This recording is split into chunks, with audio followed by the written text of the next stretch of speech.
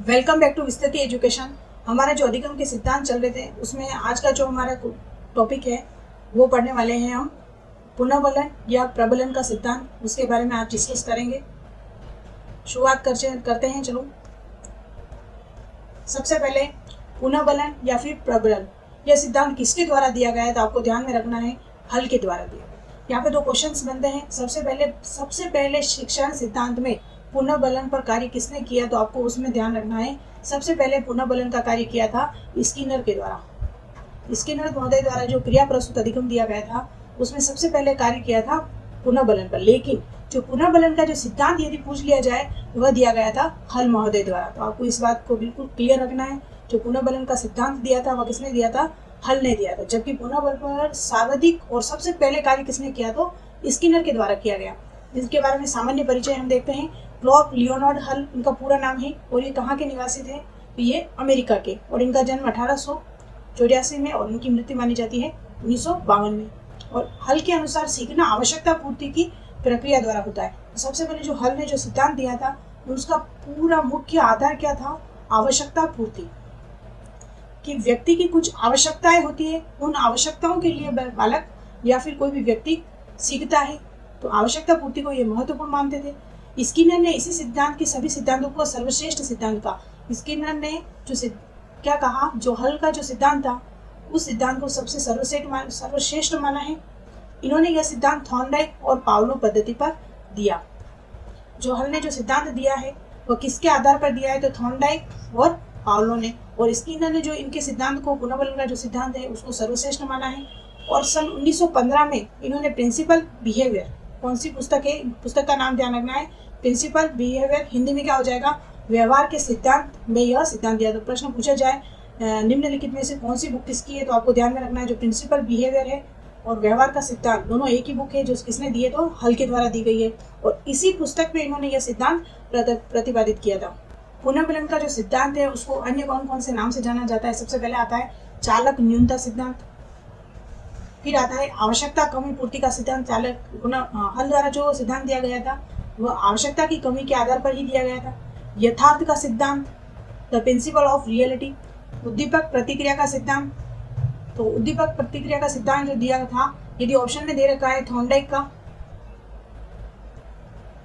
तो सबसे पहले यदि थॉर्नडाइक दे रखा है तो उसको यस करना है। यदि थॉर्नडाइक अनुपस्थित है उसमें तो उसके बाद आप जाएंगे हल के को चुनेंगे। इस बात का आप ध्यान रखें।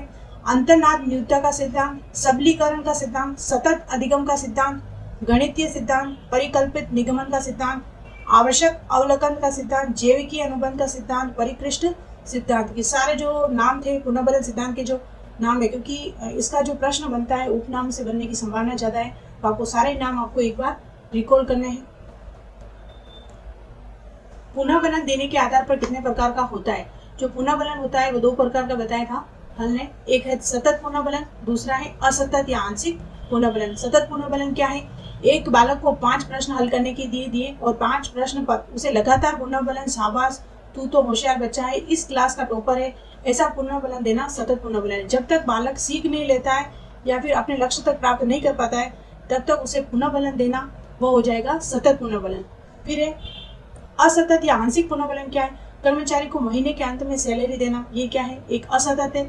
फिक्स टाइम पर मिलने वाला पुनर्बलन क्या कहलाता है, असतत पुनर्बलन के अंतर्गत आता है। इसके साथ ही हल के साथ दो वैज्ञानिक और हैं, मिलर और डालार्ड। इन्होंने भी पुनर्बलन पर कार्य किया। उन्होंने जो प्रयोग किया उसके बारे में हम डिस्कस करते हैं। सबसे पहले मिलर और डालार्ड ने 6 वर्ष की एक लड़की पर प्रयोग किया। इन्होंने किस पर प्रयोग किया, तो एक लड़की को प्रयोग किया। जब लड़की को भूख थी तो उसे बताया गया कि किताबों में अलमारी के एक किताब के नीचे कैंडी छुपी हुई है।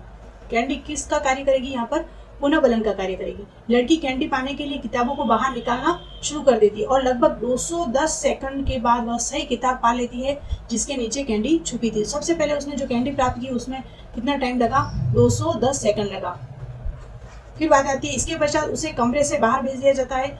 उसी किताब के नीचे एक अन्य कैंडी छिपा दी जाती है। इस बार वह लड़की कैंडी को 86 सेकंड में, सेकंड बार में वो कितने में ढूंढ पाई, जल्दी 86 सेकंड में।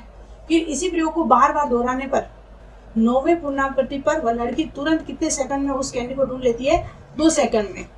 कैंडी को पाना लड़की की एक चालक है और पुस्तकों के नीचे कैंडी का ढूंढना उस चालक को कम करने के लिए की गई अनुक्रिया है। जो कैंडी थी वह किसका कार्य कर रही है? उद्दीपक का, और उसको ढूंढने की जो क्रिया है वह किसका कार्य कर रही है? अनुक्रिया की। अतः पुस्तक मिलने पर उसे अनुक्रिया के लिए पुरस्कार मिला, जिसके कारण उसकी यह आदत बन गई। यानी कि उसे जो पुनः बलन मिला उसके कारण वह जल्दी सीख गई किसी चीज को ढूंढने के लिए। यही मिलर और डलर का प्रयोग था। जो पुनः बलन का जो सिद्धांत था उसका शिक्षा में क्या क्या उपयोग है उसके बारे में डिस्कस करते हैं। सीखना तभी सार्थक होता है जब आवश्यकता की पूर्ति हो। सबसे पहले जो आप सीखा है उसका जो उद्देश्य है वह आपकी आवश्यकताओं की पूर्ति करने के लिए होना चाहिए। छात्रों की आवश्यकताओं को ध्यान में रखकर पाठ्यक्रम का निर्माण किया जाना चाहिए। शिक्षा प्रदान करते समय प्राथमिक व द्वितीयक पुनः बलन को ध्यान रखना चाहिए। प्राथमिक द्वितीयक पुनः बलन किस प्रकार का होता है? यह सिद्धांत सीखने में प्रेरणा पर बल देता है, आंतरिक अभिप्रेरणा पर बल देता है। अधिगम कभी भी व्यर्थ नहीं होता है, उद्देश्य की भूमिका महत्वपूर्ण होती है। जो आज का हमारा डिस्कस था हल का, उसको हमने डिस्कस कर लिया है। यदि इससे संबंधित सिद्धांत के आगे वाले वीडियो यदि आपने नहीं देखे हैं तो प्ले लिस्ट में जाकर उसे आप पूरा कर लें। Thank you so much. Like, share and subscribe करना ना भूलें। यदि आप चाहते हैं विस्तृति ऐप डाउनलोड करना जो कि आपके लिए बिल्कुल फ्री है, यहाँ पर आपको मिलेंगे mock test, study material, handwritten notes, वो भी बिल्कुल फ्री में। तो डाउनलोड कीजिए, जिसका लिंक डिस्क्रिप्शन में मैंने डाल दिया है। Thank you so much.